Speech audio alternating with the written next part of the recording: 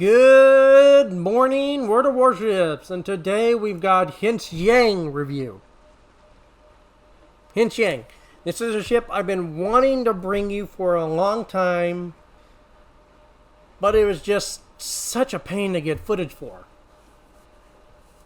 Now, right off the bat, economic boost, without the booster package, and just, personal merits and everything, and a clan, 5% to credits, 10% to ship XP, 25 to commander XP, and then 50 with a clan. So not much. Armor-wise, she's coated in 19mm plating, and then the 13mm superstructure. So lightly armored like most DDs. Survivability with the stock and all the mod and what the skill points you can get is 15,600 with a full, health is only 18,300. Artillery with a full one is only at 12. So you're not gaining a huge amount with the range. So if you're going to grind this ship, just go for either the torpedoes and the hull, and then just get your way to the Chungmu. That's basically it. Artillery wise, she's got 4 127 5-inch guns with a 3.3 reload and switch time, 5-second 180, 100-meter dispersion, and a stock range of 11 kilometers. Max damage with HE shells, 1800, 5% of fire, 21 millimeters of armor penetration. So she'll be able to fight most DDs you'll face if you're low tier and you're healthy. She is not a gunboat. This is a torp boat. This whole line is torp boats. I would not recommend fighting DDs in this line. They will outclass you. The velocity of 792 on the HE shells. Max damage on the AP is 2100 with a 792 velocity. Not bad, but they are pretty archy at long range. Torpedoes are her bread and butter. So they can have a 7-second 180, 2-minute stock reload, 8-kilometer range, and this is all stock torpedoes. So 8-kilometer range stock, 16,000 damage, 61 knots with a 0.8 detectability range.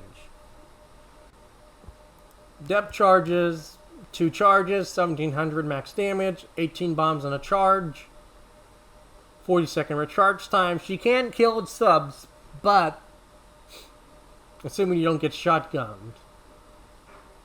So depth charges are always questionable on DDs, because a good sub player will basically, they'll go circles around you. AA, not the best. Even with the upgraded hull, it's only 51, and you're not getting hardly anything. Like, you're maybe getting some more Bofors, but that's literally it. Continuous damage is crap at around, 124? 124 with upgraded 101 with average. So basically, stock, she basically gets 6 Orlaken machine guns, 2 dual mount Orlaken machine guns, and then her 5-inch guns. Continuous damage is basically 101. All that's in the short range, and then the 70 that's in the long range. So there's hardly nothing there. Shell explosion is 1470, so not much. You don't want to be fighting carriers in this thing. No. Even with an upgraded hull, you're best, like I said, you're a torp boat. You're meant to stay stealthy, pick on the targets you can kill, and basically torp everything to death. Now, since it is Pan Am torps, you can only kill cruisers, DDs, and carriers, or transports and operations. You can also kill transports. It's not listed there, but transports are killable. Maneuverability-wise, and this is all stock, 38 knots, 570 turning circle with a 5-second rudder shift. Now, with you know, the skill and everything, your stock, your skill, your captain skill concealment would be 6.4. So, not the best. Again, with concealment, you'd probably go down to about 5.8. So, you'd be around like most destroyers at your tier. Now, if you're running into randoms, you definitely want to take concealment, without a doubt. Now, into the modules. Of course, main armament's 1. Engine room protection. And this is where it really depends. You can either, I would preferably you'd take probably aiming systems, because you'd at least want to be able to defend yourself. Or you could take torpedo modifications 1. Like you said, there's it depends on where you want to invest your skills. And the safest bet would be torpedo tubes.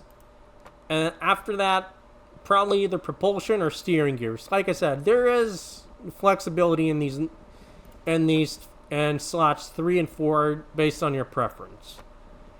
Now, slot 5 is always going to be concealment. That's without a doubt. Now, like I said, the range doesn't give you much health. AA doesn't do hardly anything. And with the maneuverability, doesn't do hardly anything. So, you're not missing much.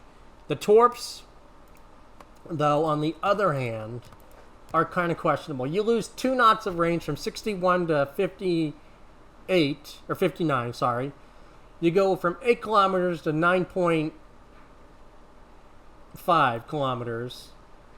You gain a 0.1 detectability range, and you jump from, well, 15,000 to about 16,600. So, not a huge amount. But you lose 3 seconds on your reload. Honestly, there's not a huge difference. You could honestly just skip the torpedoes and go straight for the hull and onto the Chengmu. There is really no point to even have the upgraded torps, unless you plan on playing this thing for a long time. Now, consumables, you get smoke generator or surveillance radar. You have to switch the other 2 out. I absolutely recommend taking smoke generator, just because.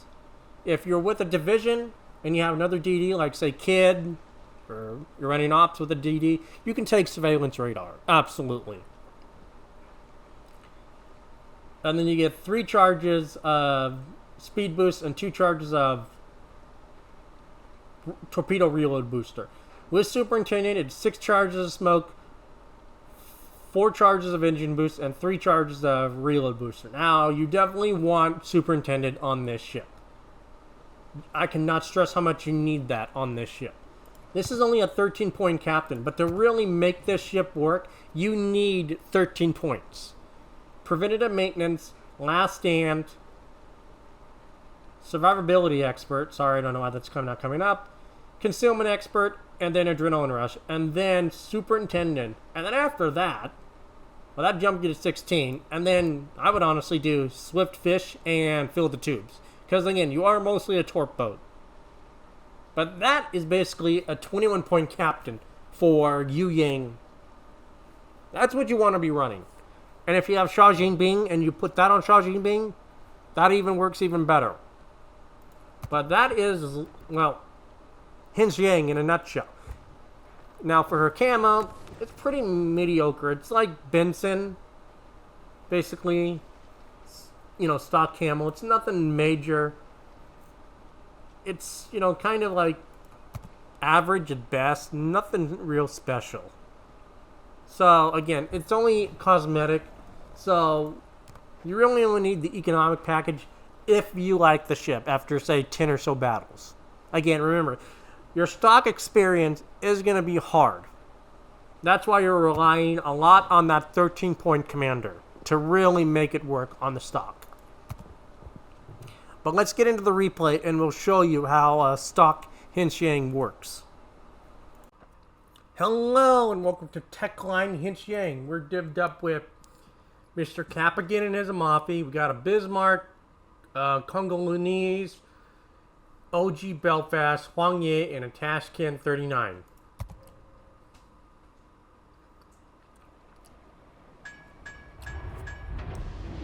Now, if those of you that don't know, Hsienyang is the Tier 8 Techline Pan-Asian destroyer. I personally feel like suppress enemy resistance. Provide cover for this ship is a downgrade from the Gajamaja, the Fushin, and the Changmu. Like, it's kind of the weak one between all of them.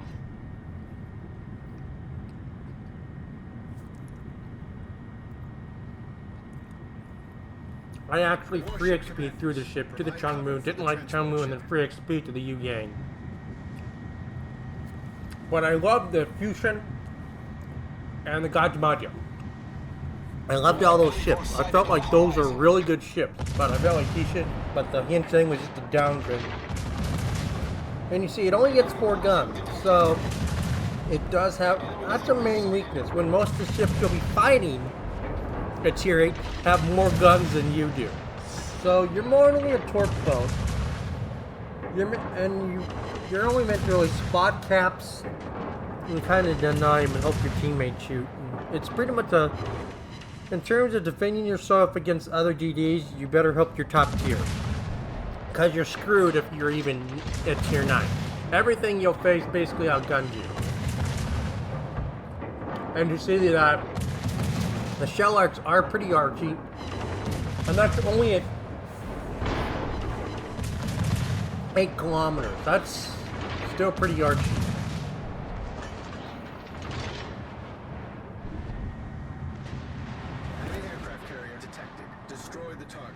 And you see, I do try to load AP to go for this in the end. But even at 6 kilometers, it's still archy. Like, they don't get flat until you're at like 5 kilometers. So you're basically shooting HE like 99.9% of the time.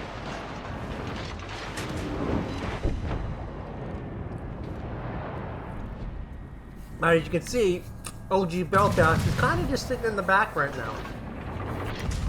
So either he just got it or something.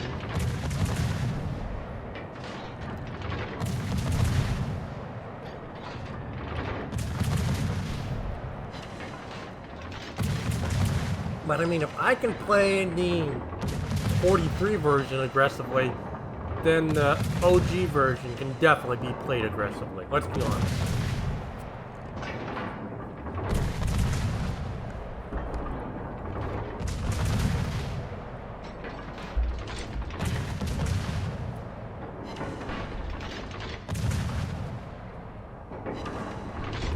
And I do pick up the Farragut. And we're at about 24k now. So not bad.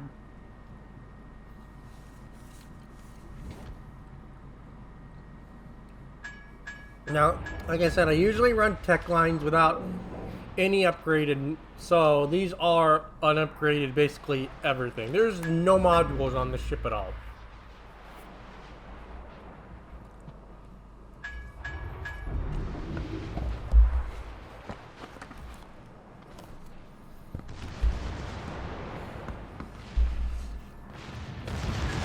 Cap is coming with me on the CV because, let's be honest, there is no way even this ship can gun down a Farragut. There is no way. Even if you were full max, the Farragut would still beat you. It would have to be a very poor Farragut player in randoms for him to beat a Hsienyang. But if he engaged you in a one-on-one gunfight, he more than likely could beat you. Because just he has more guns. The reload might be a tad longer, but enemy transport ships detected. It does add up. Transport ships.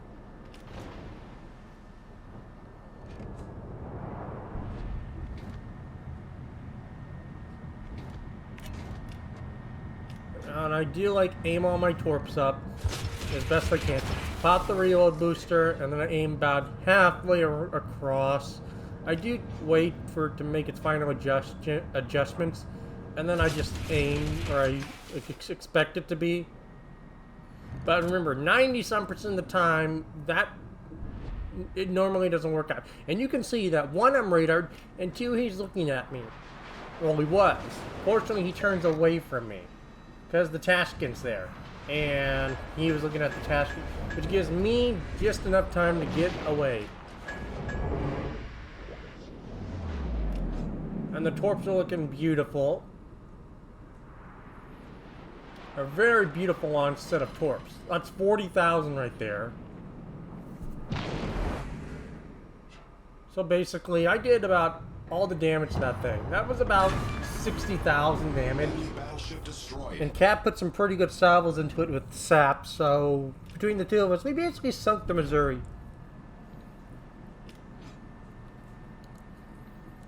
Now, if that had been like pure tier 8 and we didn't have the 6s and 7s, that could have been over 100,000 right there.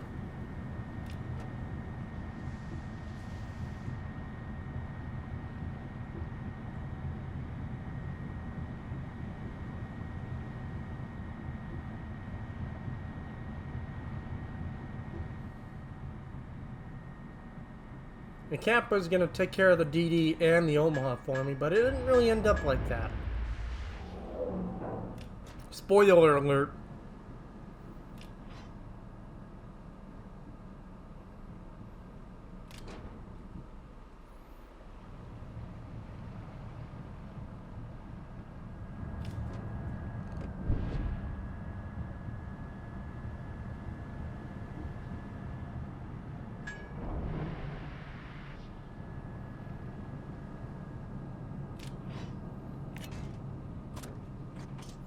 I did that because I wanted to put my ship in a good position. 1, to torp, and 2, to have an escape route. If you're in a DD and you're going to do this, you've got to have an escape route. Because you don't know what's going to happen.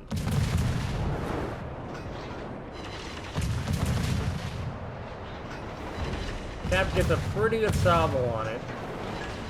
But with the Cleveland and everything just shooting me, it's not looking good. Destroyer blown up. He took about a couple thousand, and it was a little hairy there because that was a very close dodge. I missed him, but Cap, not so much. He's gonna take some torps. All enemy transport ships were destroyed. Smoke screen Fortunately, set. he's behind my smoke, so that carrier's out, but we can't see it. Drop both sets. Have AP loaded.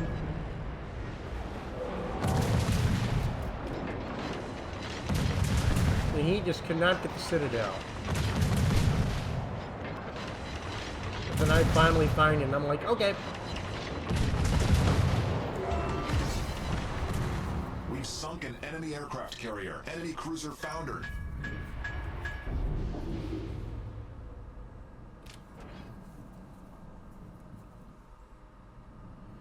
And he was very lucky on this one. He's thinking he's gonna take a torp. Because that second set's there, and he just maneuvers just enough to scooch right out of it. But that basically doubled my damage right there, from like 80,000 to, All stations, well, concentrate fire on the 160,000. But as you can see, had I gone alone, there is no way I would have lived. This ship does not have, it has a good reload rate. Like right now, we're sitting at 3 seconds, but the DPM on it is, well, pitiful. Oof. It will struggle to defend itself. And you see that the whole team left the convoys undefended. That's a big no-no, how not to play on Narai. Because you see, like, the Hsienyang, the Congolese, the Belfast, and the Bismarck all went down the middle. And that DD just can basically just do what he can. Oop, and we lose that transport. It would have been a beautiful 5 stars had we not lost that transport. But the team just was like, nope. Attention, enemy forces detected. Clear the base zone of enemy ships.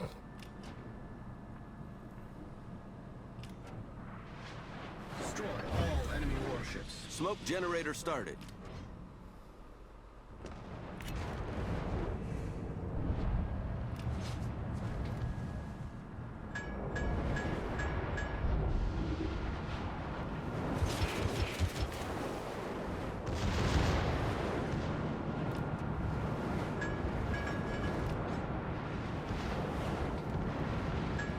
Had I probably dropped both of those sets early enough, I probably could have hit the New Mexico.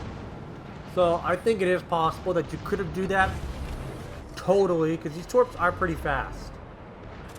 Like,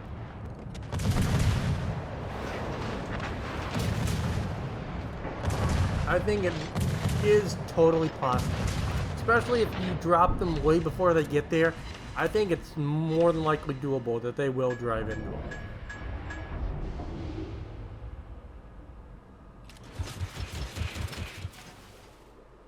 This is the convoy commander. Our troops are starting to land.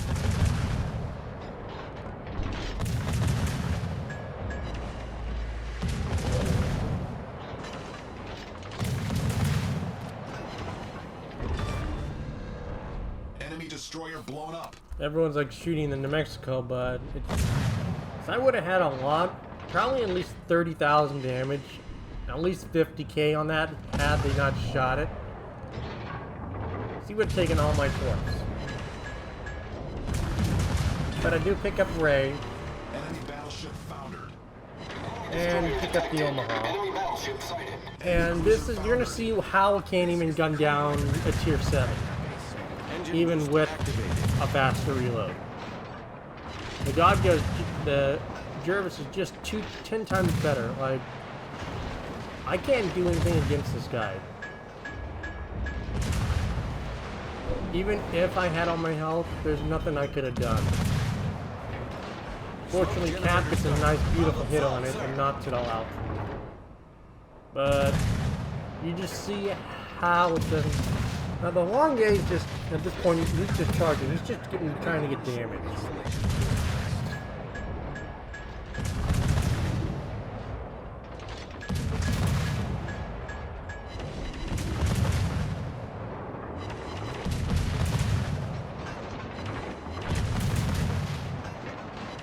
Smoke screen set.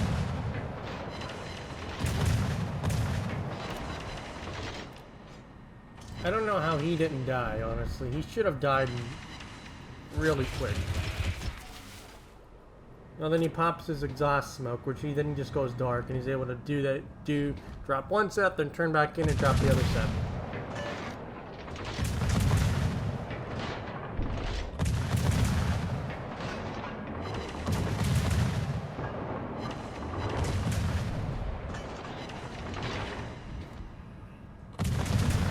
But you definitely want Superintendent on this ship, without a doubt, because you need those torpedo reels.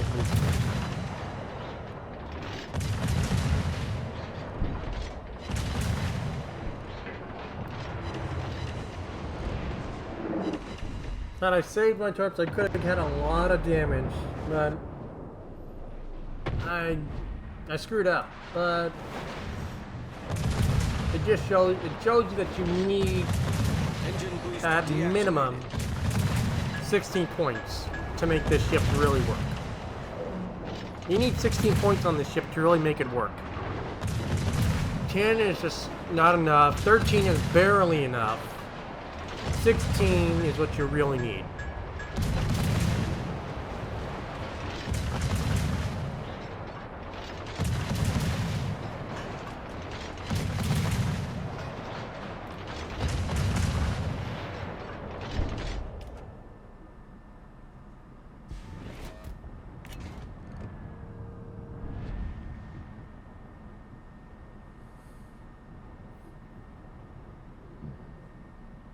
Smoke generator started.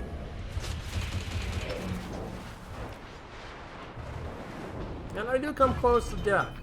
Come very close. Like one secondary close. Problem solved, sir.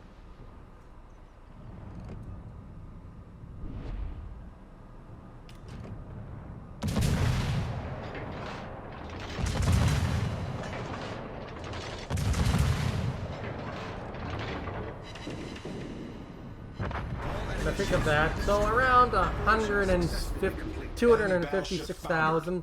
Smoke Not screen bad set. for like third on the team. So really decent match and shows you a lot of weaknesses and strengths of this ship.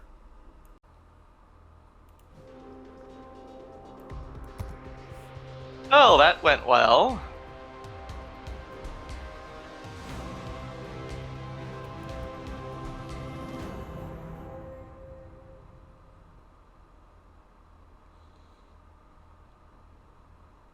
I think it did.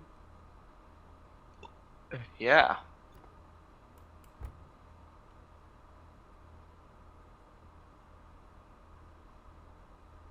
How much damage did you do to Missouri?